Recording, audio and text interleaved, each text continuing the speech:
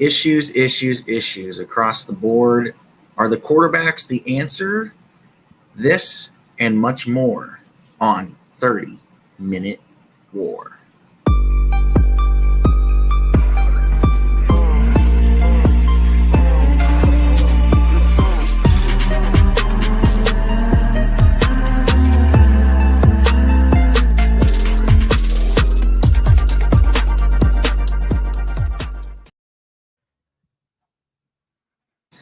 Well, it's that time again.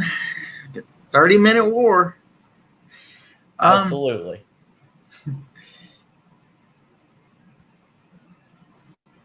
So Michigan played their opener this past weekend, and it was the East Carolina Pirates.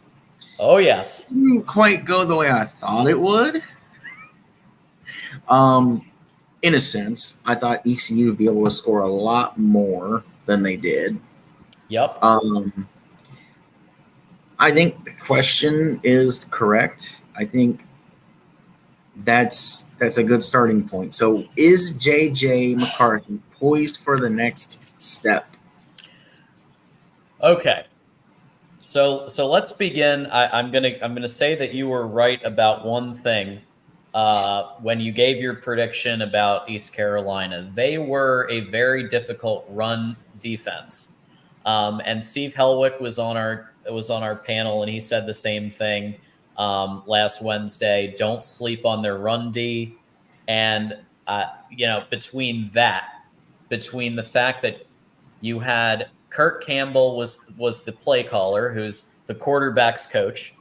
The fact that Sharon Moore, who's the O-line coach, was out. And all of those are a recipe for J.J. McCarthy to ball out. And that's what we saw. So J.J. McCarthy had 26 for 30 in the game. He could have had 28. There were two that were very close. But 26 for 30 is extremely good. 280 yards, 3 touchdowns.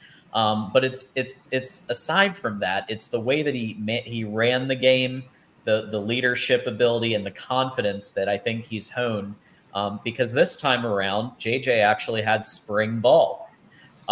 He didn't have that last year, and I've been saying for months on these shows, I expect JJ to take a step up. Again, it's not against a world beater, but you said yourself East Carolina is not the easiest team, and they're not.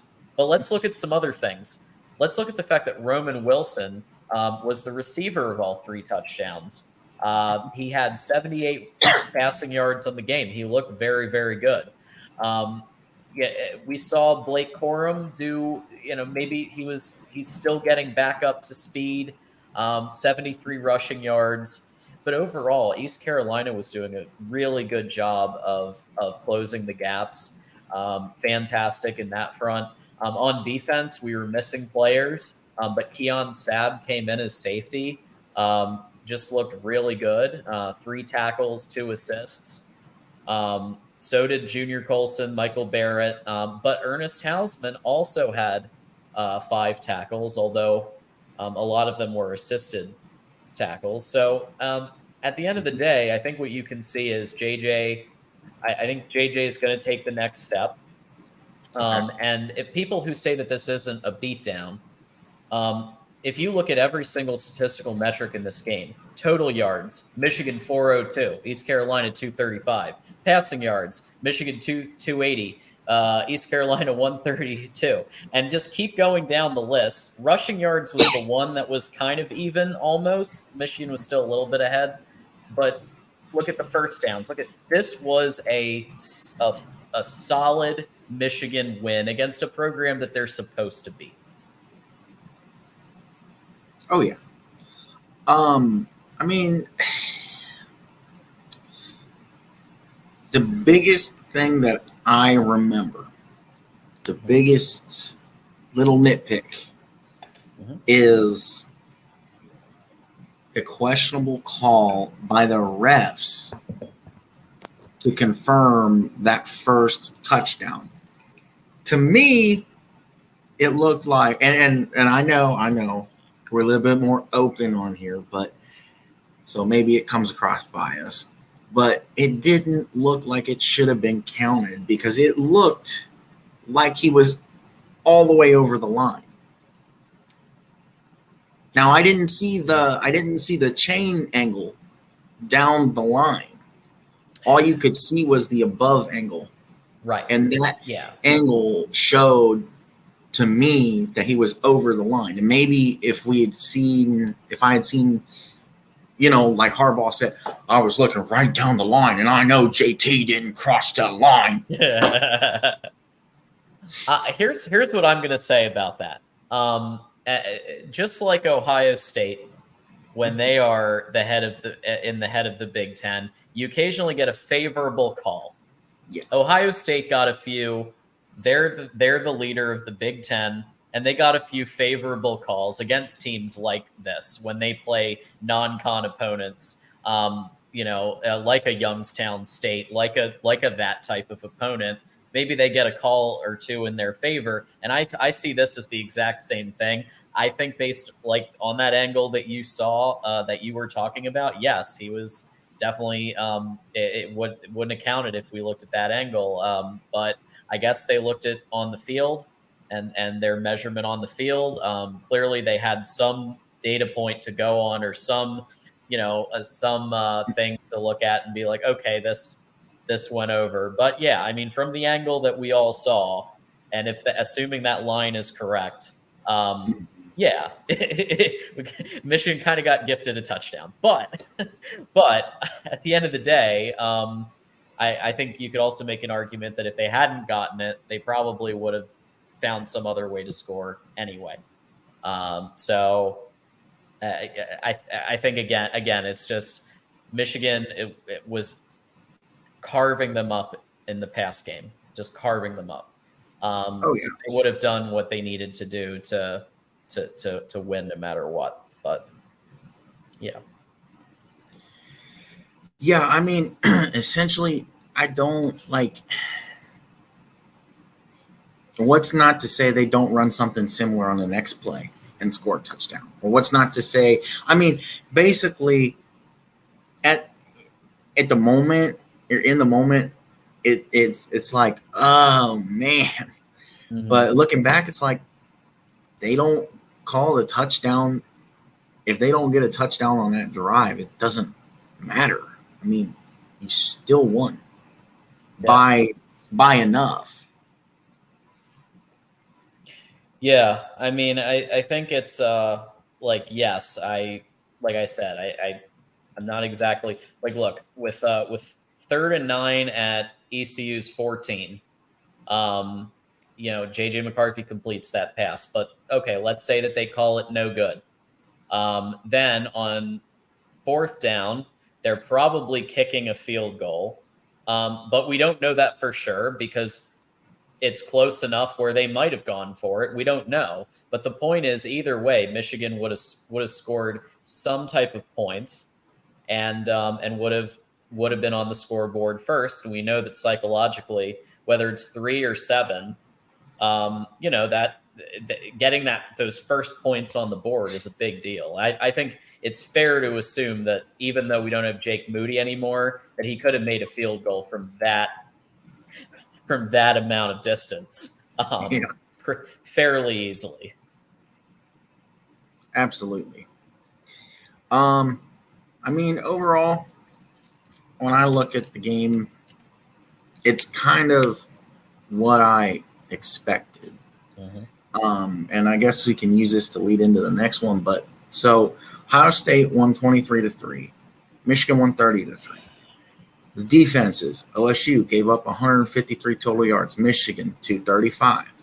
Pass defense, Ohio State gave up 82 yards, Michigan 132 yards. Rush defense, Ohio State gave up 71, Michigan gave up 103.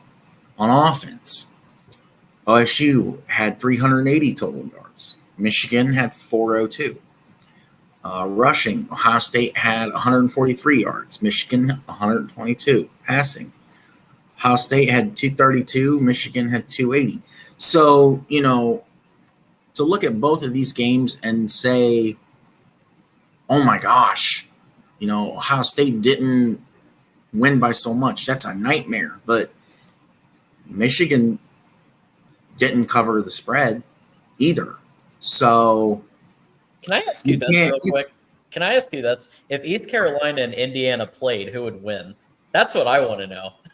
Uh, Because that's really the logical next question based on this yes, it comparison. is. Yeah. And I could honestly see it going either way. Honestly, yeah. I mean, it would probably be an interesting game and probably be a shootout in a sense. But I don't know. If they played 10 times, it's probably 5-5 or 6-4, probably Indiana. Yeah, I agree.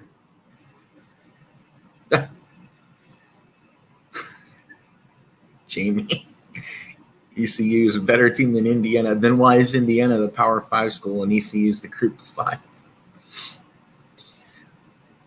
All right, so leading into the next topic, Ohio State, like we said, won 23-3. Indiana covered the spread. Is Kyle McCord the answer? And are there O-line issues? Now, for me, I think McCord is a holdover answer. I don't think McCord is the answer for all season. And to me, there are some O-line issues, but the issues that they have, I think, is fixable. We just need to. There's a lot of people that are wondering where is the Ryan Day that was Urban Meyer like against Georgia. That's what we're missing, and you know what? It can't always be like that. So I don't know. I mean, I think it's fixable. And like I said, I don't think McCord will be the starter all year. So I'm okay with the production. I mean, when you look at it on paper, and that's where everybody gets all mixed up and confused. If you look on paper, both teams are balanced and they're about even as far as production. I know I didn't look into for Michigan, but I know the Ohio State defense gave up 8 first downs all game. I don't know how many Michigan gave up, but you know,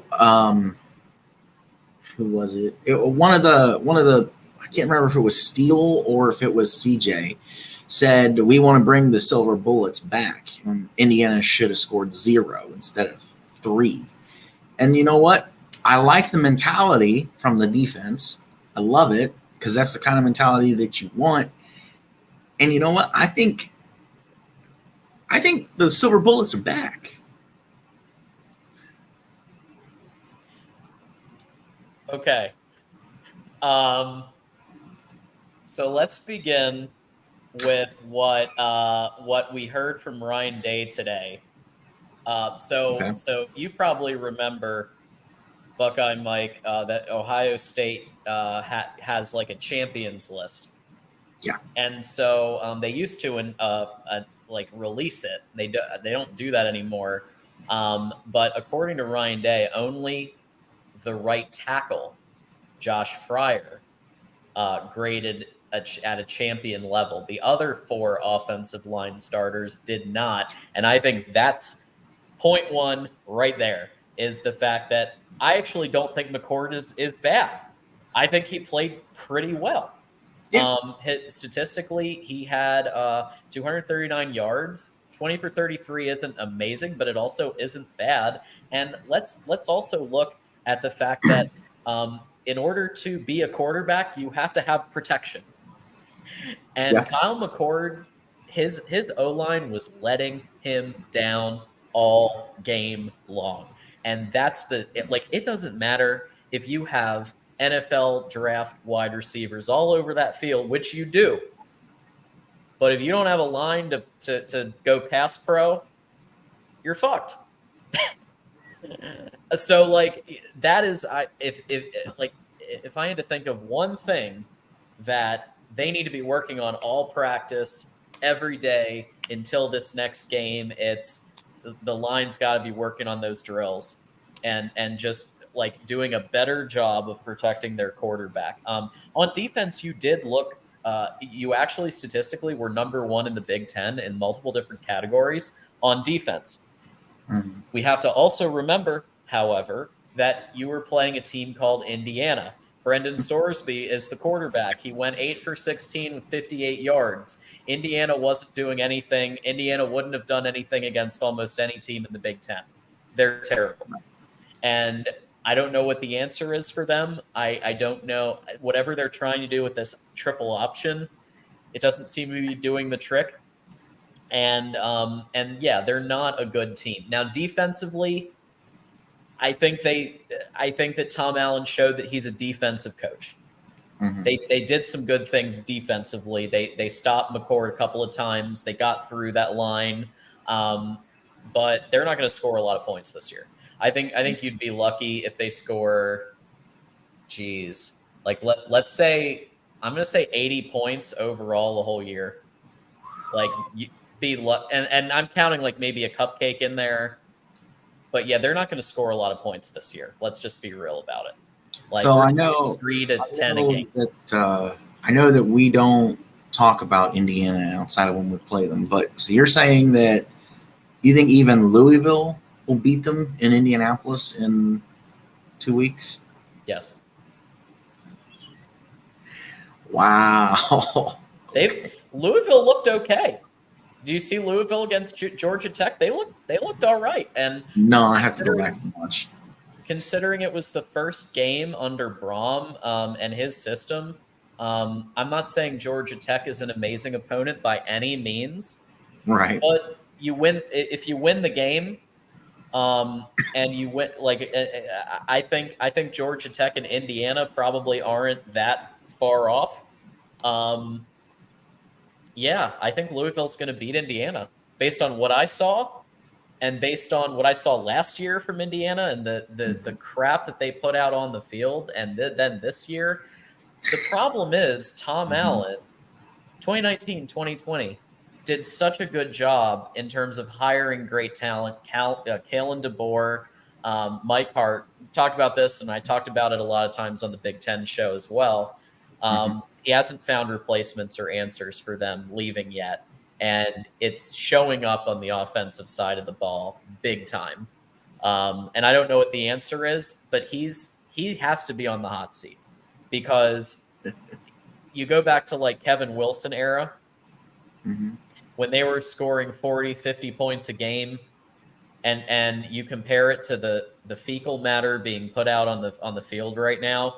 I mean, it's like, let's be real, like it's night and day. And I'm not saying Kevin Wilson ran the best Indiana teams ever, but offensively it's such a shock seeing them now versus what we saw for those years and those triple overtime battles against Michigan that were always teeth clenching to watch. But now, yeah, I don't know. I think a coaching change might be needed if this continues.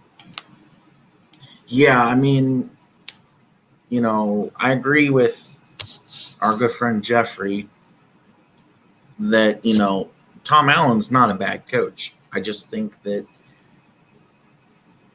he doesn't quite have the stuff around him right now to make them more successful. I mean, I thought Indiana was going to cover the spread. I thought Indiana would score 14 points. I mean, they still covered the spread, but I mean, really, that is what you're going to that's what you're going to show? I mean, at that point Yeah. it's like, "Oh, time to get off the bus." Why? We're going to lose. It's like you're defeated before the coin toss. Yeah. At least, like I said, at least Kevin Wilson's teams, they always competed. Even though they knew they were the underdog, they always put up a extremely good fight and gave, like Michigan, for example, we always got their best game. And it would go to triple, quadruple overtime. And Michigan would find a way to win. And then, then he goes to Ohio State. So was off with you guys for a while. Well, oh, hey, Rob J is in the house. Rob J was asking about, hey, can I, where do I watch 30-Minute War when we were over on the Iowa show? And I told him where to go, to Buckeye Mike. And so I'm glad Rob J was able to come over and say hi, go blue, to him. Yes, welcome, Rob. All right, so that being said, a word from our sponsor.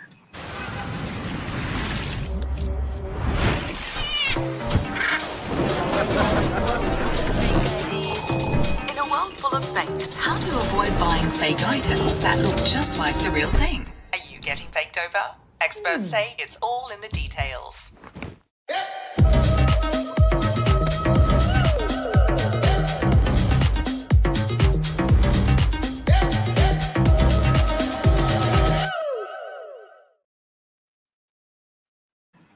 All right, and thank you to eBay for helping us out. The link is in the description. All of the channels are in the description, so please follow all the channels. Thank you again to eBay for being a sponsor. And oh yes, it is time for Michigan to face UNLV. It's interesting. So obviously Michigan is favored by about the same amount as they were against East Carolina, 36.5. Fun fact: Barry Odom is the head coach of UNLV, which I found out, and that was an interesting factoid. He's a first-year head coach with them, and obviously, was a football player himself. Very very big in playing in Missouri in the 90s, and he was coaching for Missouri for quite a few years. Arkansas was the assistant head coach and defensive coordinator and safeties coach, and then was hired to be the head coach of UNLV for the 2023 season. So they obviously the most interesting thing about these guys that they played Allegiant Stadium. I think that's one of my favorite stadiums, brand new and really cool. And I think it's kind of fun that they play there. But, this is an opponent, again, that Michigan should win pretty decisively against. Sharon Moore is going to be back. He had his one-game suspension. The NCAA said he's good now. However, Jim Harbaugh is still out. So you get your play caller back in Sharon Moore, which means I expect to see more running. Because you go from a very pass philosophy type coach in Kirk Campbell to, listen, Sharon Moore, his passion is the O-line. He's going to want to run the ball. So I think you're going to see Blake Corum get out more. Donovan Edwards, you're probably going to see more sophisticated running concepts. I thought that the running concepts that Kirk Campbell called for the most part were extremely vanilla. You could tell that passing is his specialty.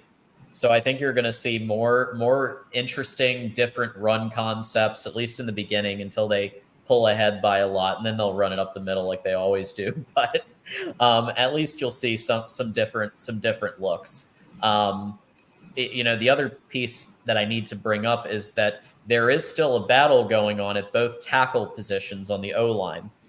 So they're still figuring out who's going to start, and I believe that Ladarius Henderson and Trente Jones will be starting next game. So Ladarius is going to be on left tackle and Trente Jones on right tackle, because they're trying to figure out who are the best that they have. I will say that Hinton is probably done. I think he is officially going to be a backup.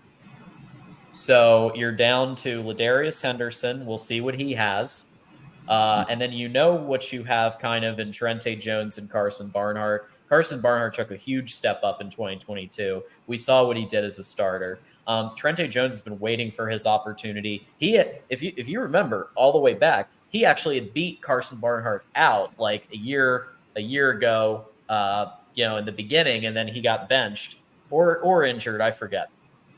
But the point is, I think you have 3 viable tackle contenders still for a starting role, but there's only 2 slots.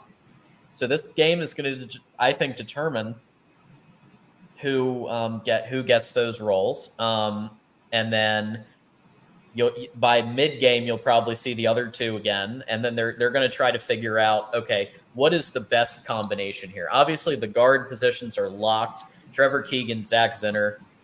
And the center position, I think, is locked too. I think Drake Nugent from Stanford is a very solid choice. And I think he's better than Crippen.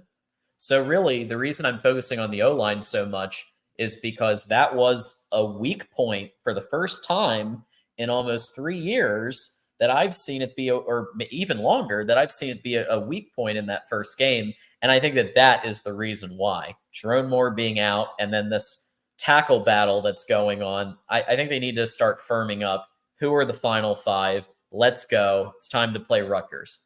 They got to get that nailed down these next 2 games. So I think Michigan's going to win by a lot. I mean, if I had to predict it, I would probably say something on the lines of like a 63-3 type game. I think it's going to be a complete curb stomp.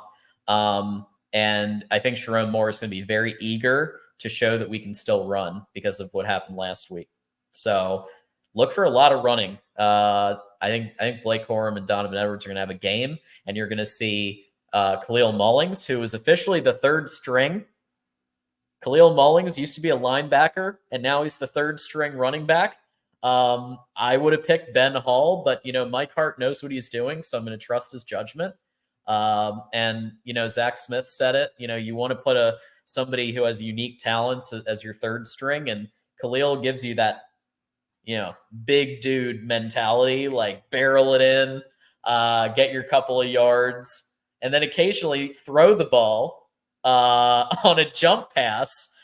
In a rivalry game, why not? So he has talents, and clearly was picked because of that. So long story short, we're figuring a lot out as a team. But you can see the experience is there.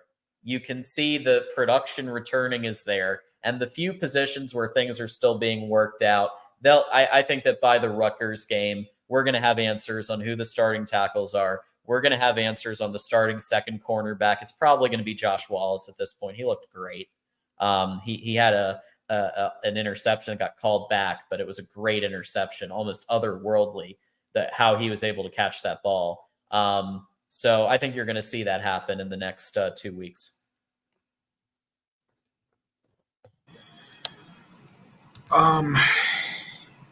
Yeah. I kind of fall in line with you. I mean, at least for a while, Michigan has a pretty easy road. I think so. Week 4 is Rutgers, and then I can't remember who's next. But hey, Rutgers looks like they have a bit of life in them. They look like they're going to win some football games. I mean, I know it was against Northwestern, but their offense. But really, Kirk Soroka's a legit OC. We know he is. He had that 2019 year at Minnesota, beating Penn State. Big year for them. I think he's going to help their offense a lot. I mean, I'm sure it'll help. Sure. I would like to see a competitive Big Ten all around. Honestly. Yeah. Yeah, I don't know if Michigan will put up 63. But I can see more than 30 points. I would hope. Because, I mean, here's the thing, though. And I think people kind of overlook this because they're so confident in the team. You can have two different coaches being the head coach. So I don't think Michigan's going to lose. If Michigan was going to lose, it should have been last week. So I think Michigan wins. But I think UNLV could possibly cover. So I think it could be Michigan 49, UNLV 21. Yeah. I mean, it just, Seems very again, possible. It's all about when does Michigan pull the starters. Yes, that's actually a really good point that I forgot to cover for the other game is that they put the backups in by the third quarter. Davis Warren did not look ready for prime time. I can tell you that right now. I think they're going to try Jack Tuttle as backup next game. I really do. Just see what they have. Look at Alex Orji, see what he can give you because the backup position needs to get solidified still. JJ McCarthy is obviously the definitive starter, and we know this. It's nice to not have starter drama anymore. JJ got a job, Cade got a job, everybody got a job. But now we got to get that backup position because you need depth because one bad play and the backup's in. And you need to make sure that position is shored up. And I just don't think Davis Warren's the guy. Unfortunately, I like him. I like his story. He reminds me. I'm a Baker Mayfield fan as well, and I really enjoyed his journey of walking on at Texas Tech, walking on at Oklahoma, proving everybody wrong, winning the Heisman, first overall pick, all of that good stuff. But I will say that this doesn't look like it's going to be that. So Jack Tuttle's probably we're going to see what he has. We should see what Alex Orji has. And yeah, I think in that game, you're going to see all of them probably play because if my prediction is right and they're up by 40 or 50 points, you're going to see Alex Orji and you're going to see, some of the backups to the backups play. CJ Stokes is probably going to play, for example. So I think that's all key. The cornerback, I think Will Johnson is going to be back for game 2, from what I've heard. I think they kept him out to be just cautious, but I think you've got to see Will Johnson and Josh Wallace together out there just so that you can see against live fire. How are your two cornerbacks? How's your secondary? What's the safety situation going to be with some of the injuries at that position? Keon Sabb looks like he could start any game right now. He's a very, very good player. But obviously, we'll see how the injuries shape out for the starters. So it'll be interesting, and it's a game where you're going to get to see a lot of people play, I think. Oh, I'm pretty sure, yes, especially for both schools.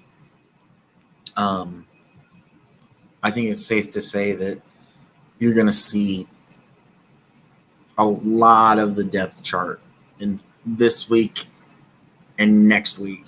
I mean, honestly, it wouldn't. I know it's a potential Heisman year for him, for JJ. So if Michigan was smart, but I also see them not doing it, they would be like, okay, JJ, we're going against way lesser competition. So you need to be in bubble wrap. You're not going to start for the next 2 weeks. And I honestly wouldn't have even played him last week. I would have kept him in bubble wrap and said, hey, why don't you do something that ain't ever been done? And if you're going to win a Heisman, you're going to do it off of purely Power 5 competition, purely conference competition. I don't believe it's ever been done at the quarterback position.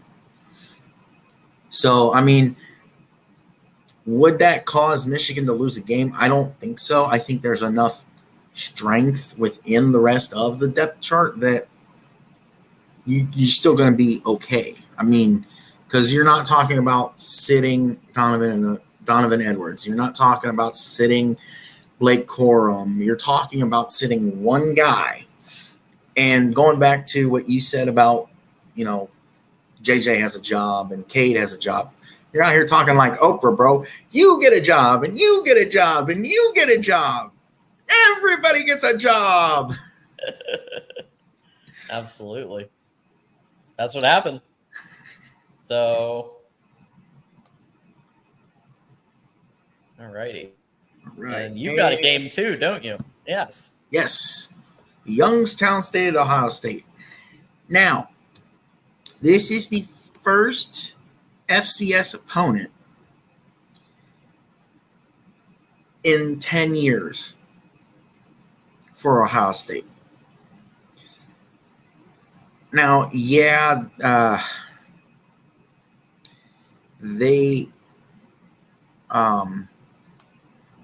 are also likely not to start the starters for very long, but I can see McCord being in there for probably a half. Yeah. Just to kind of get him into his groove. Like we said with the recap, it's not necessarily that he didn't play well. I mean, if you look at his performance and Jalen Milroe's performance, eerily similar, because Jalen went 20 of 37, human type numbers, and McCord was 20 of 33. So, I mean, it wasn't bad. Overall, I know JJ is not going to sit. I know, because it's a Heisman potential year. Why would JJ sit? I mean, he might sit after Michigan's up by like 40, but he needs reps too. Well, I mean, I'm looking at it from like a conservative coach perspective. Like, okay, if, for example, let's say somehow the defensive end at UNLV or Bowling Green beats the O lineman off the line and gets around him, and he comes steamrolling to JJ and just, well, now JJ's hurt because he tweaked his knee and he's going to be out for 2 or 3 weeks. I get it. I would, you know what I mean? That's the JJ's going to be running in that situation. See, Kyle McCord, I don't know if he could do that. JJ's going to be running in that situation. It's going to be bye-bye. Just leave him in the dust. True. So going back to this, I think you're going to see, again with this one too, you're going to see a lot of depth, I would think. You're going to see, McCord work with the second string receivers and tight ends and linemen, because you've got to figure out who can be the strong and tougher ones on the line, because to your point, the main difference between JJ and Kyle is JJ can run. So if that line collapses on him, he just give up the middle finger and go, see ya. So, and he does. Yeah, the thing with Kyle McCord, and I agree. I think they're going to play both. If it were me, I would do like a Jim Harbaugh, Cade JJ competition, but just do it with the halves. So I forgot to even mention this. Jay Harbaugh is the head coach of the first half of UNLV, and Mike Hart is the head coach of the second half of UNLV, and they could do the same thing at Ohio State for the quarterbacks. Have Devin Brown or Kyle McCord takes the first half. Devin Brown takes the second half, and let's see how it shakes out. Because the limited amount I saw of Devin Brown in the last game, I don't know what all the hype is about. Like, there was so much hype about this guy, and I even said I was worried about him because he can run. He does have that ability more so than McCord. But what I saw on the field, I thought McCord looked pretty darn good. I think his line is crap, and that's a big part of quarterbacking. But he himself, I think he's probably going to win the job for the year, based on what I saw. I could be wrong. Maybe Devin Brown just breaks out this next game, and then we're back here next Tuesday, and we're like, John messed up that one. Devin Brown's probably going to be the starter. It's very possible. But based on the one game I saw, McCord looks like he's got the rhythm with the wide receivers. He made some mistakes. He threw a pick, but it's his first game. Guess what? I was telling Buckeye fans when CJ Stroud had his first game and people were freaking out, I said, take a breath. It's the first game. He's going to get better. Ryan Day knows what he's doing when it comes to quarterbacks and wide receivers, if nothing else. That's true, Hummus. I'm just basing it on what I saw. And yes, he did not play a lot of snaps. Absolutely. So he'll play a lot more, and we'll get to see more film. Like Buckeye Mike said, I think we're going to see him for a whole half. Yeah, I think because the whole thing with this is if you look at the way that they both played, it's like, okay, did you not want to name a starter months ago? Because why? Because the O-line is absolute garbage, and you can tell that there's more weakness on the O-line than usual. I mean, it just makes me wonder and question, like, okay, what did you see in practice and camp that we're not seeing yet that tells you McCord is the better guy? I mean, if it was really that close, why did we not see more out of Devin Brown? Why did you use him on a limited snap count kind of thing? Is there something underlying that you're not telling us? Yeah. The whole thing doesn't make sense to me. I would hope that we get some clarity from Ohio State. I know Ohio State is unanimous for not giving clarity and like leaving the fans in the dark. But I mean, literally after the game was over and during the game, all of X or Twitter, because I hate X is stupid. It was all fire Ryan Day. McCord needs to transfer. Devin Brown needs to transfer. Scrap the season and start over next year. I mean, we might have to if Ryan can play for a national championship and leaves for the NFL like Jim Harbaugh's about to do. But, I mean, we'll get there when we get there. Let's just focus on winning the game. I mean, it blows my mind how people are so lost in, oh, my God, we got to do better than Michigan. Oh, my God, we got to do better than Ohio State. Oh, my God. Dude, a win's a win. You find your 5 main points to work on during the week. You build off of your win so that you can win by more next week. Now, obviously, the next 2 weeks, especially for Michigan, in my opinion, are outliers because Michigan should just be on a cakewalk alley for the next 2 weeks. Yeah, I mean, the one point and by the way, I think Hummus got it exactly right. It could fail. The O-line could fail to come together, or it could end up better than some people think, and that's exactly right. It could go either way. But the one point I'll push back on is when kind of like talking about, why didn't Devin Brown play a lot? Because he's the backup quarterback, and he was treated as the backup quarterback. However, you're about to go from playing a Big Ten opponent to playing Youngstown State. So that alone will open the door for more backups to play. And that's why I think Devin Brown could get the full second half because, again, you're playing a Youngstown State. You're playing an opponent that you should stomp.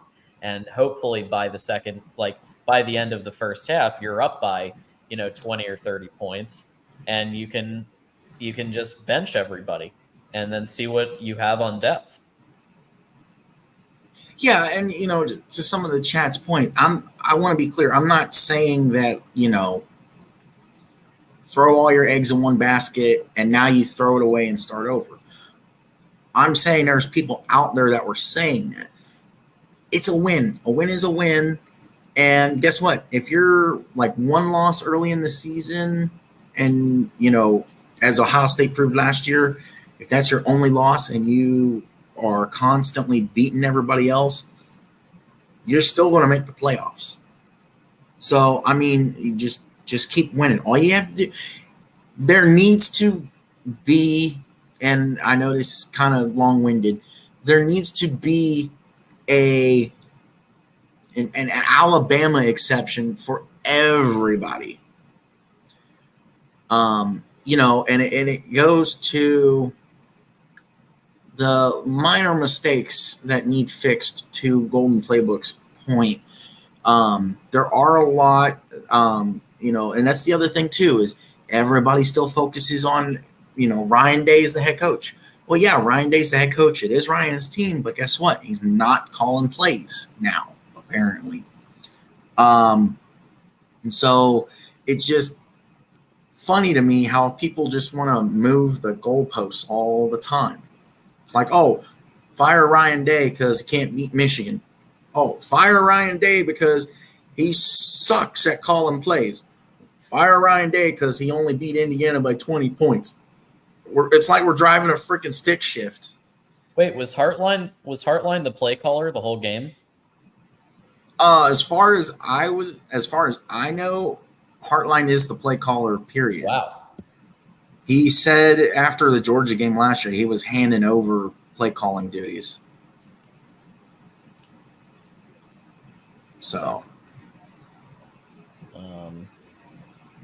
it looks like Hummus's point. I don't know. Like I said, that's the last I heard of it. I didn't look into it. It sounds like it's going to be like a Harbaugh situation.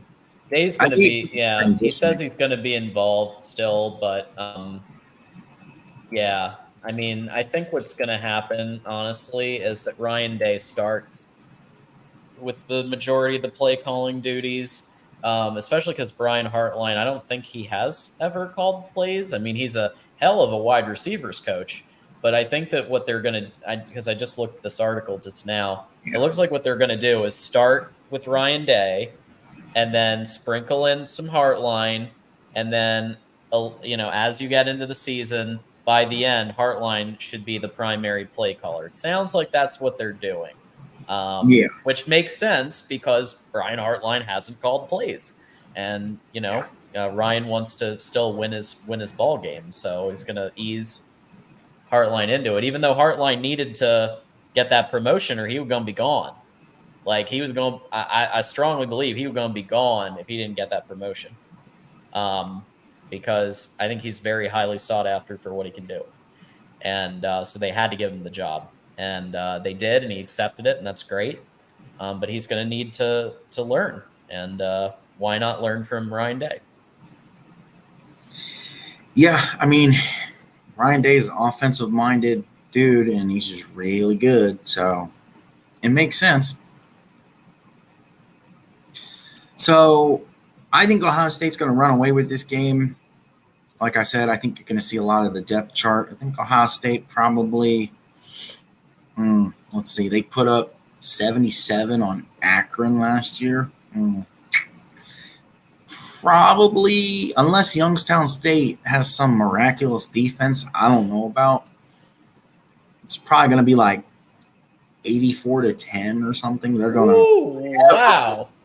Whatever that spread is, they're just going to blow it up. 84-10. I'm going to say – 64-10.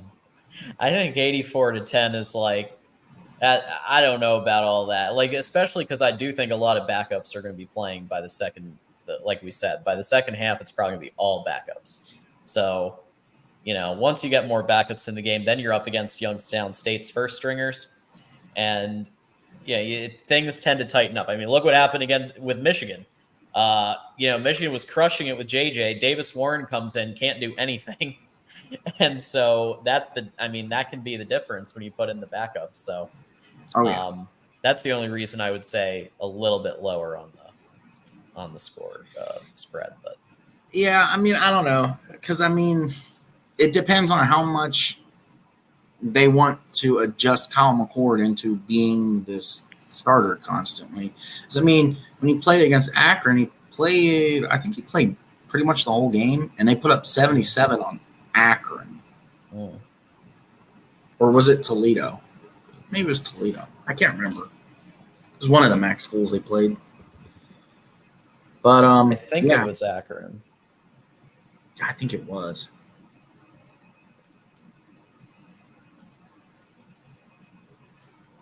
But so what's your score prediction? Oh, it was, no, you were right. It was Toledo, 77-21 in 2022. That's right. Yeah, so I gave it. Yeah, I'm just basically lowering Ohio State's by 20, 64-10. Of course you did. Right over my head. Oh boy. All right. Well, I think that's everything for this week. I hope everyone enjoyed the show, and I hope to see everybody back here next week. It was awesome because we had, I think, 13 in here while live, which is, I think, the most we've had. So we are well on our way. We're cooking.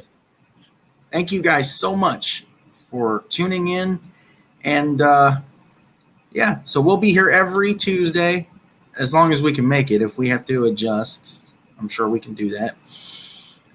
The plan is every Tuesday, 8 o'clock. And go Bucks, go Blue, go Big Ten. Hopefully everybody but Purdue can whoop some freaking behind this weekend. I think Virginia Tech, being at home, they're going to catch Purdue. But that's for another video. So, yeah, everybody follow everything. The channel links are down in the description below. Have a good one, everybody. We will see you next time. I'm a game changer.